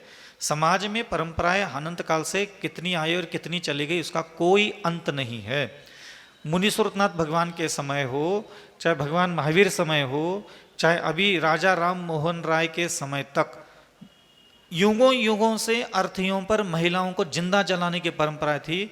ना तुम्हारे तीर्थंकर बंद कर पाए, ना तुम्हारे रिद्धार सिद्धर मुनि महाराज बंद कर पाए, ना तुम्हारे जैन राजा थे वो बंद कर पाए कभी। समझ में आ रहा है ना? तो ये परंपराएं समाज में हजारों लाखों तरीके की निर्माण होती है। 13पंथी, 20पंथी, सोनगढ़ी, श्वेतांबर, स्थानकवासी, मंदिर मार्गी, ये मार्गी, वो मार्गी, सबरे के सबरे ऐसे बुलबुले हैं ये पानी के। ये पैदा होते रहेंगे, मिटते रहेंगे। ये ना कोई धर्म है, ना कोई पंथ है, ना इनसे कोई लक्ष्य है, ना इनकी कोई मंजिल है। ये समय समय पर कालखंड के प्रभाव से, कर्म के प्रभाव से ये सब मनुष्यों के कषायों के कारण चलता रहता है। वो कांजी स्वामी को मन मचनकाय से मुनियों से घृणा हो गई तो उसने नया पंथ पैदा किया। किसी को दुग्धाभिषेक से घृणा हो गई तो उसने जलाभिषेक की परंपरा चालू कर दी। तो ये घृणा, द्वेष, नफरत, ऐसी चीज़ों से ये सारे पंथ परंपराएं पैदा होती है। इनका कोई आगम बेगम से बोलते हैं, कोई आगम बेगम कुछ नहीं होता। अगर ये आगम नाम की कोई चीज़ होती तो फिर भगवान महावीर के समय से वही परंपरा चली आती। बीच के सारे मुनि महाराज क्या टाइम पास कर रहे थे क्या, सो रहे थे क्या आम के पेड़ के नीचे? तुम्हें आज किताब पढ़ करके तुम्हें आगम परंपरा चलने लगी। बीच में 1500 साल 2000 साल निकल गए, वो सारे मुनि महाराज क्या ऐसे ही बैठे थे? तो ना, ऐसा नहीं होता। आगम परंपरा कुछ नहीं होता। ये मनुष्य अपने कषायों से पंथ बनाता है, परंपरा बनाता है, रीति रिवाज बनाता है। कभी कभी अभी देखो तीसरे दिन की खारी की परंपरा चालू हो गई।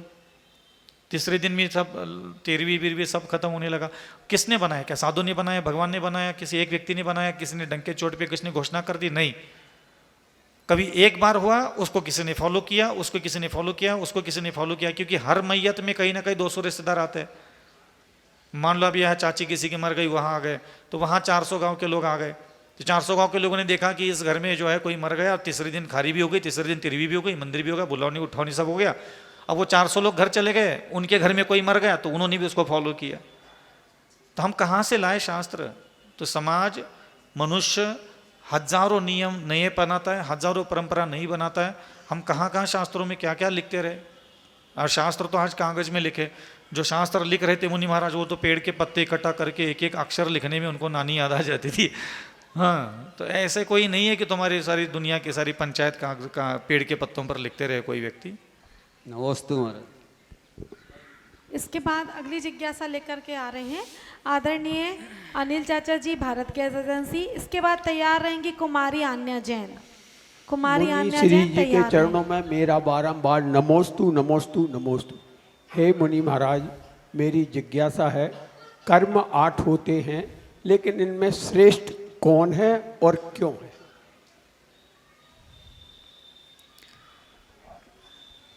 अब ऐसे कैसे बताएं श्रेष्ठ कौन है? मतलब अच्छे में श्रेष्ठ है क्या बुरे में श्रेष्ठ है? बुरे में तो 8 हैं, अच्छे में आत्मा के अलावा कोई दुनिया में अच्छा है ही नहीं। आपका प्रश्न थोड़ा सा व्यवस्थित नहीं है। 8 कर्म नष्ट करने की योग्य है, ध्वंस करने की योग्य है, कर्म मल है, इसको मैं अच्छे की श्रेणी में कैसे ले लूँ, श्रेष्ठ के रूप में मैं कैसे बोलूँ इसको? आपका क्या आशय है? अगर ये आप मुझे स्पष्ट करेंगे तो मैं उस दिशा में आपको चिंतन दे सकता हूँ। मतलब वो कौन सा कर्म है जिससे भव का पार बन कर सकते हैं? हाँ, उसमें हाँ। सबसे श्रेष्ठ 8 कर्म में से नाम कर्म में तीर्थंकर नाम कर्म एक ऐसा कर्म है जिसको बांध लेना चाहिए और उसको बांधने के पीछे बिल्कुल पढ़ लेना चाहिए जी जान लगा करके। बाकी के कर्म बांधने के योग्य है ही नहीं ऐसा। नमोस्तु। महाराज जी एक पर्ची जिज्ञासा के लिए आई है। नमोस्तु महाराज जी, मेरी जिज्ञासा है कि हमारी जो प्रतिदिन की दिनचर्या होती है उसमें सुबह से लेकर शाम तक, रात्रि तक हम जो भी काम करते हैं उस कार्य को करते समय हमारे अंदर क्या भाव आने चाहिए या उस काम को किस भाव से करना चाहिए? शायद एक आध बार कभी मैंने चिंतन दिया था इस विषय में। गृहस्थी में हम कोई भी कार्य कभी छोड़ नहीं सकते, चाहे वो अच्छा हो, चाहे बुरा हो, चाहे सही हो, चाहे गलत हो। बहुत बड़े अच्छे काम भी हम गृहस्थी में नहीं कर सकते और बहुत बुरे काम भी हमें कभी गृहस्थी में नहीं करना चाहिए। दूसरा यह है कि एक शब्द के ऊपर मैंने चिंतन दिया था, वजह। कौन सा शब्द लिया था मैंने? वजह। जब मैं साधना के समय में था तो कुछ ऐसे विचार मन में उत्पन्न होते थे कि देखो दीक्षा लेने के पहले भी कुछ काम था तो आज भी करते हो, आज भी कानों से सारे शब्द वही सुन रहे हो, आंखों से भी वही चीजें देख रहे हो, नासिका से वही सारी चीजें सूंघ रहे हो, जिह्वा से वही सारी चीजों का स्वाद ले रहे हो। दीक्षा के बाद आखिर बदला क्या? कई बार ऐसा शुरू में मेरे मन में इस पटल पर चिंतन आता था, वही तो देख रहा हूं जो दीक्षा के पहले देखता था, वही तो सुन रहा हूं जो दीक्षा के पहले सुनता था, वही सूंघ रहा हूं, वही सोच रहा हूं, वही चख रहा हूं, वही छू रहा हूं, कोई बदलाव ही नहीं लगता मुझे। तब धीरे से कुछ ऐसे जिज्ञासा करते करते फिर एक शब्द हाथ लग गया था कि उस समय वही काम भले ही करते थे और आज 5 इंद्रियों के काम वही भले चल रहे, लेकिन उस समय की वजह अलग थी और आज समय की वजह अलग है। गृहस्थ कभी भी एक बार भोजन करे, अगर हमें आज्ञा दे दो तो कोई नहीं कर पाएगा। 2 बार भोजन करना है, यथेच्छ पानी भी पीना है उसको। तो इसमें एक विवेक अपन पैदा कर सकते हैं, उत्पन्न कर सकते हैं इसके बीच में कि आज के बाद मैं खाना किस वजह से खाऊंगा। जैसे अभी तक आप 2 बार खाना खा रहे हो, खा रहे कि नहीं खा रहे? खा रहे हो। आप जितनी बार भी खाना खाते हो उसकी वजह बताओ मुझे। भूख लगती इसलिए खाते हैं, भूख सही नहीं जाती इसलिए खाते हैं, और किस लिए खाते तुम लोग? सुंदर दिखना है, शरीर को सुडौल बनाना है, स्किन ग्लोइंग करना है, स्मार्ट दिखना है, हैंडसम दिखना है, और शरीर में बल चाहिए जेठानी देवरानी से लड़ने के लिए। हाँ, ये 8-10 ऐसी वजह है आपके पास जिस वजह से आप भोजन कर लेते हो। अब क्या करना है? आपको भोजन करना नहीं छोड़ना। जो आप लोग जिनेंद्र भगवान के शासन में जितनी मर्यादा में भोजन करने के लगा उतनी बार आप भोजन कर लो। आपको क्या करना है? ना खट्टा, ना मीठा, ना तीखा, ना चरपरा, कोई चीज़ छोड़ना नहीं खाने में। रात्रि भोजन नहीं करना, अभक्ष्य चीज़ों का सेवन नहीं करना। बाकी आपको दिन के उजाले से लेकर के सायंकाल तक जो भी आपको प्रासुक शुद्ध मर्यादा का भोजन करना है आप कर लो, और जितना आपको खाना है खा लो। लेकिन आपको एक चीज़ तय करनी है, जिनेंद्र भगवान के सामने जा करके एक संकल्प लेना है कि मैं आज के बाद, मैं अविचल सागर आज के बाद, जैसे मान लो मैं गृहस्थ हूँ, मैं आपके लिए एक अपने ऊपर लेकर के चिंतन दे रहा हूँ कि भगवान मैं गृहस्थ हूँ और आपने कहा है ये एक बार भोजन करना चाहिए मुनियों को, ऐसे हम तो नहीं कर सकते भगवान, ठीक है?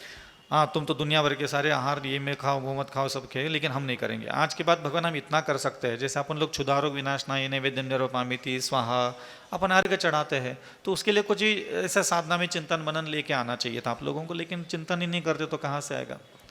तो भगवान मैं गृहस्थ हूँ और मुझे मेरा परिवार पालन पोषण व्यापार आदि उठना बैठना आना जाना करना पड़ता है, और मैं सूर्योदय के बाद और सूर्यास्त के पहले भोजन करूँगा, मैं इतना कर सकता हूँ, ठीक है भगवान? दूसरा, मैं आपको ये वचन नहीं दे सकता कि एक ही बार खाऊंगा कि 2 बार खाऊंगा।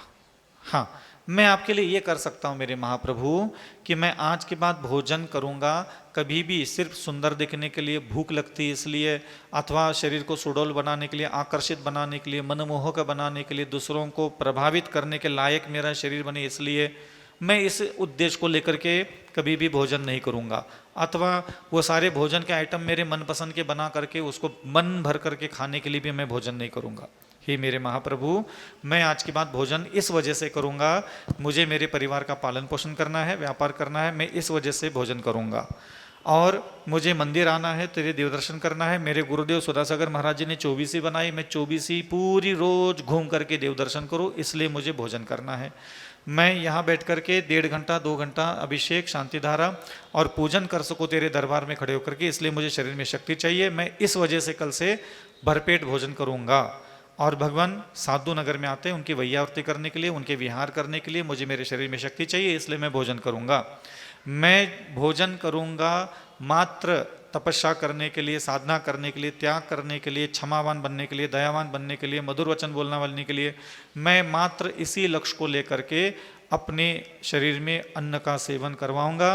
अन्य किसी भी उद्देश्य को लेकर के मैं आज के बाद भोजन बिल्कुल नहीं करूँगा।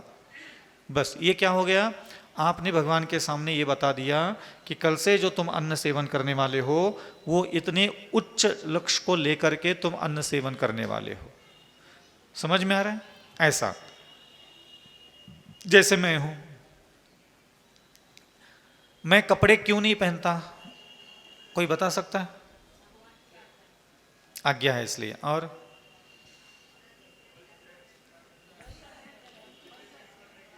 हाँ, बहुत अच्छा दादाजी। और आप बोलिए दादाजी, आवाज आ रही है मेरे पास आपकी। हाँ, बहुत अच्छा। मैं वस्त्र इस वजह से नहीं पहनता, इनके सारे जवाब सही है। आपके वस्त्र पहनने की वजह मुझे बताओ।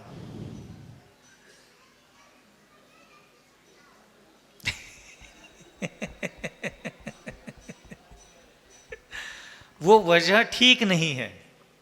समझ में आ रहा है? देखो, वस्त्र पहनना अपराध नहीं है, किस वजह से वस्त्र पहने, अगर वो वजह गलत है तो पाप का बंध होगा। आज वस्त्र पहनते हो, सुंदर दिखो, स्मार्ट दिखो, हैंडसम दिखो, गुड लुकिंग दिखो, दूसरों को मोहित कर सको, आकर्षित कर सको, दूसरे लोग तारीफ कर सके, और जहां खड़ा रहूं वहां मेरा एक सोशल स्टेटस मेंटेन हो सके, एटीट्यूड में। मैं सिर्फ इसी वजह से कपड़े पहनता हूं।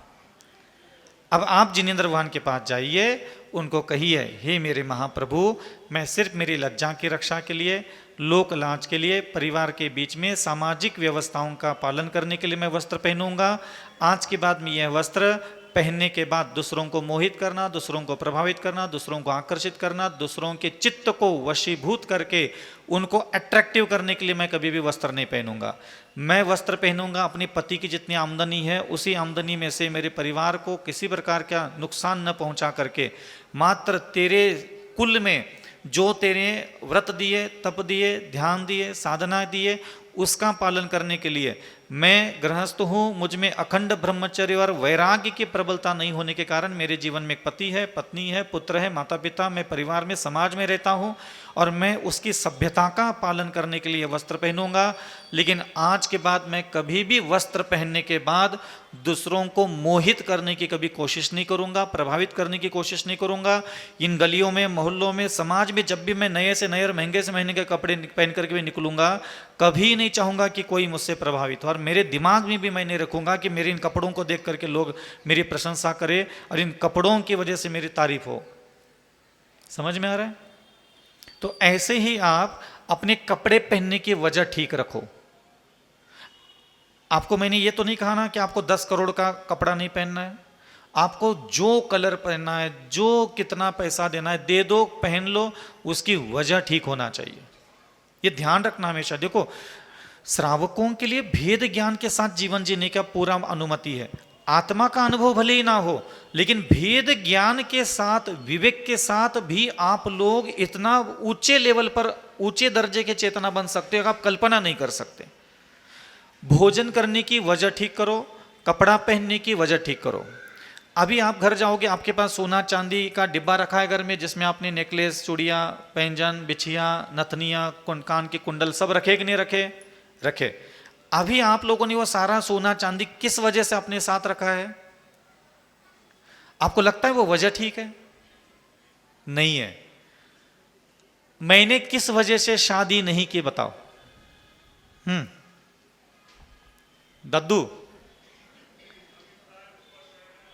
हाँ, बहुत अच्छा, बिल्कुल। मैंने पंचेंद्रियों पर विजय प्राप्त करने की अपेक्षा से, मैंने दुर्भावनाओं पर विजय प्राप्त करने की अपेक्षा से, पराधीन जीवन नहीं जीने की अपेक्षा से, नाशवान, मलिन, अपवित्र चीज़ों को भोग भोग करके जो आत्मा में पाप कर्म का बंध होता है, उस पाप को मैं संचित कभी ना करूं, इस उद्देश्य को लेकर के मैंने ब्रह्मचर्य की साधना की है। आपने विवाह किस वजह से किया है बता सकते हो? क्या आपके विवाह की वजह ठीक है? अगर आपके विवाह की वजह ही ठीक नहीं है तो उसका रिजल्ट भी बुरा आएगा। और जिनेंद्र भगवान ने एक सन्यासी को कभी नहीं कहा कि मंगल सन्यास होता है, लेकिन एक गृहस्थ को प्रत्येक शास्त्र के पन्नियों पर लिखा है विवाह हमेशा मंगल ही होता है। क्यों? क्योंकि उनकी वजह ठीक होती है विवाह करने की। तो जिनके विवाह करने की वजह ठीक होती है वही पति पत्नी मृत्यु के उपरांत निरंतर से सदगति जाते हैं। ये ध्यान रखना हमेशा। अब आप बताइए भगवान जी के सामने जाकर के मेरी विवाह करने की वजह क्या थी? एक शब्द भी भगवान के सामने बोलने लायक है? और आज इस उम्र में भी जाकर के, अब तुम जाकर के कसम खा के बताओ, आज तक मैंने इस वजह से इस स्त्री के साथ, इस पुरुष के साथ पति पत्नी के रूप में रहा, लेकिन आज के बाद मैं इस पति के साथ, इस पत्नी के साथ, मैं इस वजह से अपने जीवन में इसको नहीं रखूंगा, मैं इस वजह से रखूंगा। मैं मेरे जीवन में इस वजह से स्त्री के, अथवा जिसको आप पत्नी बोलते हो, उसको याद करके भगवान के सामने कसम खाना कि संकल्प लेना कि मैं इस स्त्री के साथ आज के बाद इस वजह से रहूंगा। किस वजह से? तो मेरे ऊपर इसने भरोसा करके अपने माता पिता सारे लोगों को छोड़ा, मैं आज के बाद सिर्फ इस वजह से इसको अपने जीवन में नहीं रखूंगा कि मुझे काम सेवन करना है, शरीर सुंदर है, मोहित होता हूँ, बहुत आकर्षक है, बहुत मेरी सेवा करते, खाना पीना कपड़ा धोना सब मेरा करता है, इसलिए मैं इस वजह से इसके साथ अपने जीवन में नहीं रखूंगा। मैं अब वजह बदल रहा हूँ। मैं आज के बाद मेरी पत्नी के लिए प्रेरणा देने के लिए उसके जीवन में रहूंगा कि ये क्षमावान बने, दयावान बने, करुणावान बने, निर्मोही बने और करुणावान बन करके अपनी आत्मा को राग द्वेष से, तृष्णा, भोग विलास से बाहर निकाले। मैं इस वजह से आज के बाद इस स्त्री के साथ रहूंगा। वजह ठीक रखो, बहुत आगे निकल जाओगे। किस वजह से रहते हो ये मायने रखता है। प्रेम से रहते हो, क्या खुश रहते हो, तुम्हारा पति तुम्हारा केयरिंग मिल गया, करोड़ों रुपए उड़ाने वाला मिल गया, सब दुर्गति और नरक के गड्ढे में जाके गिर जाओगे दोनों मिल करके। ये ध्यान रखना। कई लोगों को यही लगता है मेरी बेटी बहुत अच्छे घर में गई, बहुत खुश है। खुश का मतलब क्या? भोग यथेच्छ मिल रहे, कामनाएं पूरी हो गई, पूरी तृष्णा मिट रही है पूरी की पूरी, वासनाएं मिट रही पूरी की पूरी, कपड़े जितना चाहे, सोना जितना चाहे, घूम रहे, खा रहे, फुदक रहे, तो लगता है कि सुखमय जीवन, आनंदमय, भाग्य बहुत तेज है इसका। जाएंगे सब दुर्गति। समझ में आ रहा है? किसी भी व्यक्ति को किसी भी प्रकार का, चाहे संन्यास हो चाहे गृहस्थी हो, दोनों में वजह ठीक है तो ही कल्याण है, वजह ठीक नहीं है तो कोई कल्याण नहीं है। ध्यान रखना। चाहे साधु अवस्था हो, मैं साधु बना, दुनिया भर की चर्या, दुनिया भर की साधना, दुनिया भर का ज्ञान मेरे में है, लेकिन क्या आप जानते हो मैं किस वजह से साधु बनाऊं? नहीं जानते ना। मैं जानता हूं मैं किस वजह से साधु बनाऊं, और वजह क्या है अगर मैं बताऊं तो आप मेरी उन 28 मुलुगुणों की निर्दोष साधना की भी प्रशंसा कर नहीं पाओगे कभी। मेरी रिद्धि या सिद्धियों की भी आप कभी प्रशंसा नहीं कर पाओगे कभी। समझ में आ रहा है? इसलिए ध्यान रखना। गृहस्थ अवस्था भी गृहस्थो मोक्ष मार्गस्थो कहा गया, क्योंकि वहां वजह ठीक होती है। मैना सुंदरी को उसके बाप ने कहा तुम्हें संन्यास लेना है? नहीं। शादी करना है? हाउ। कोड़ी के साथ करना है? हाउ। क्यों? उसकी शादी करने की वजह काम सेवन करना थी ही नहीं। आप सोचिए, महापुरुषों के जीवन के कथानकों को जब मैं चिंतन में लेता हूं तो देखो कितनी सूक्ष्म बात वहां। एक नव यौवन से भरी हुई कन्या विवाह के योग्य है, जिनेंद्र भगवान की वाणी वो सुन चुकी है, जान चुकी है, और उसने कोड़ी के साथ शादी कर ली। किस वजह से? क्या उसकी वजह तुम्हारे जैसी थी? तुमने 10 लड़कियां रिजेक्ट कर ली, 10 लड़के रिजेक्ट किए, वजह ही गलत थी। जिनको रिजेक्ट किया उनके लिए वजह गलत थी, और जिनके साथ शादी की उनके लिए भी वजह गलत है। तुम्हारी वजह ही होती भोग, इंद्रियां, आनंद, मनोरंजन, तृष्णा, वासना तुम्हारे जीवन के शादी की वजह है। तो इसी वजह से विवाह नहीं करना चाहिए। कभी समय मिला तो मैं और आपको विस्तार से बता दूंगा कि भोजन किस वजह से करना चाहिए, धन किस वजह से कमाते हो, बता सकते हो तुम धन किस वजह से कमा रहे हो? तुम्हारी वजह ही गलत है। कमाना मना नहीं, खाना मना नहीं, कपड़े पहनना मना नहीं, विवाह करना मना नहीं, घर मकान जमीन जायदाद राजपाट बढ़ाना कभी मना नहीं है। सिर्फ उसकी वजह शानदार होना चाहिए। समझ में आ रहा है कुछ कह रहा हूं? हाँ, इसलिए ध्यान रखना, कभी घर में बैठ करके हम लोगों को लगता है कि बहुत पुण्य संचित करना है, आप लोग त्याग को ही धर्म मानते हो। ध्यान रखना, सबसे बड़ा त्याग है गलत वजह से हम जो पंचेंद्र विषयों का भोग भोग रहे हैं, उसकी सही वजह से उसको भोगना चालू करो। आपको कोई दुनिया का व्यक्ति आपको नरक नहीं भेज सकता। सम्यक भोग होना चाहिए। मैं एक बार और कभी ऐसा शब्द बोल चुका हूं, हमारे भोग धार्मिक बन जाए, पहले साधना इसके करना चाहिए। मेरे भोग धार्मिक है। अगर कोई देवता भी आ जाए और मैं कहीं भोग भोगने के लिए बैठा हूं, तो भी देवता वापस नहीं जाना चाहिए, क्योंकि मेरा प्रत्येक भोग धार्मिक होना चाहिए। हमारे भोग ही धार्मिक नहीं है। खाना खाने की तो छूट लेके बैठे हो, ढाबे पे खा रहे हो, कहीं भी खा रहे हो, कुछ भी कर रहे हो, कुछ भी कचौड़ी मंगोड़ी कुछ भी लेकर के खा रहे हो। तुम्हारे भोगों से तुम भोग तो भोग रहे, कौन संतुष्ट है तुम्हारे भोगों से? देवताओं को भेजो तुम्हारे पीछे।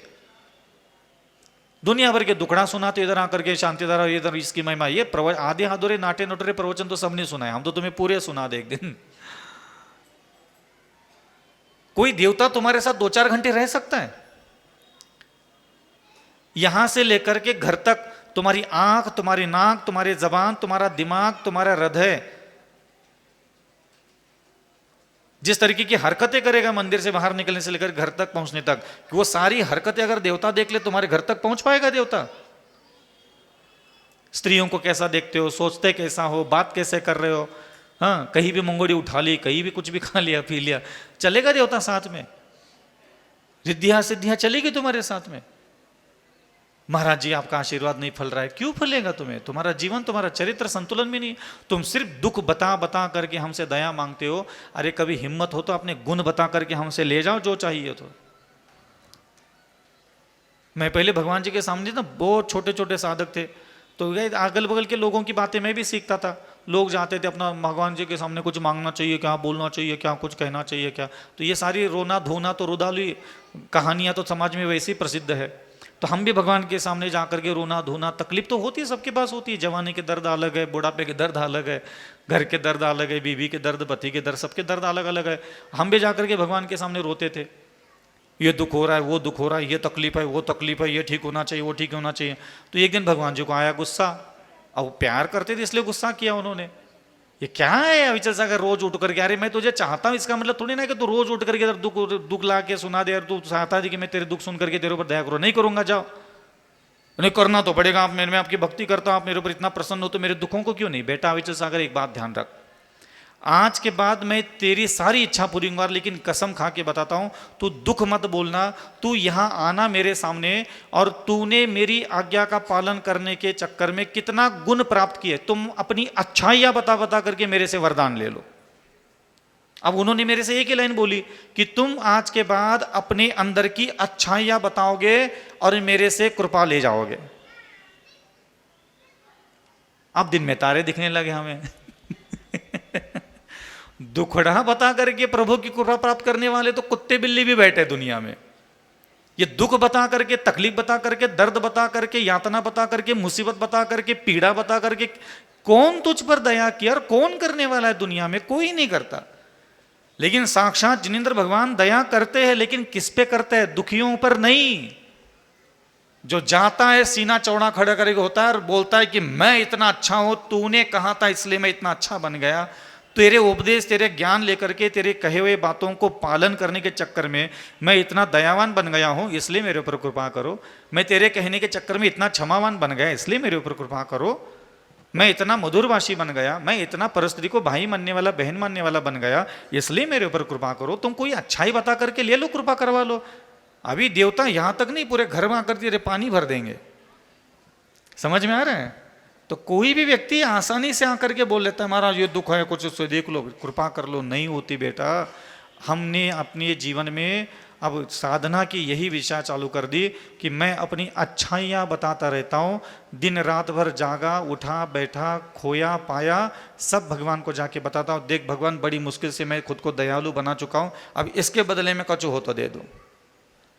अरे खुद का सोना, घर, मकान कुछ गिरवी रखना पड़ता है, अच्छी अच्छी चीज़ें, तब जा कर के कर्जा मिलता है। बैंक में अपना दर्द बता करके कोई कर्जा देता है क्या? कोई सेठ साहूकार तेरी मुसीबत सुन करके देता है क्या कर्जा? बोलता है कोई अच्छी चीज ले क्या पहले। समझ में आ रहा है? कोई अच्छी चीज लाओ पहले। तो तेरे पास क्या अच्छी चीज है? बैंक वालों को क्या लेना देना? तेरे घर बर्बाद हो गया, तेरे व्यापार बर्बाद हो गया, तेरी जिंदगी झंड हो गई है, खाने के लाले पड़े, बैंक वालों को क्या लेना देना? भगवान को क्या लेना देना? अच्छा दे दे, गिरवी रखने के लिए क्या है तेरे पास?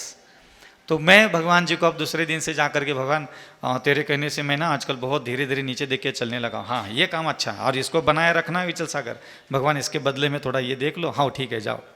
अब मैं अपनी अच्छाइयाँ गिरवी रखता हूँ और वो आते हैं और मेरे बगल में बैठते हैं। बढ़िया चल रहा है अपना, साठ गांठ अच्छी चल रही है आजकल। तो कौन व्यक्ति है जिसको दुकड़ा बोलने के लिए कहो तो नहीं बोलेगा? प्रकृति में ऐसी कोई व्यवस्था नहीं, कोई मंत्र नहीं, कोई स्तोत्र नहीं, कोई कुछ नहीं है, कोई चमत्कार घटित नहीं होने वाला। अपनी अच्छाइयाँ गिरवी रखनी पड़ती है। और अच्छाइयाँ नहीं है तो मुनि बन के बैठ जाओ, चाहे आचार्य बन के बैठ जाओ, चाहे कुछ भी बन के बैठ जाओ, मिट्टी पलित होती है और होती आ रही है और आगे भी होती रहेगी। ये ध्यान रखना। ये पुण्य दिखा करके और ये पाप कर्म का उदय दिखा करके तुम दुनिया को अपने झांसे में ले सकते हो। उस तीन लोक के नाथ को तुम्हारे गुण गिरवे रखने पड़ते हैं। मैना सुंदरी ने अपना गुण गिरवे रखा था, तब जा करके वहाँ अतिशय प्रकट हुआ था। अंजन चोर ने अपना गुण गिरवी रखा था, हाँ, कि मौत चलेगी लेकिन मैं तुझे तेरी कृपा प्राप्त करना चाहता हूँ। ये ध्यान रखना, अपनी अच्छाइयाँ गिरवी रखनी पड़ती है।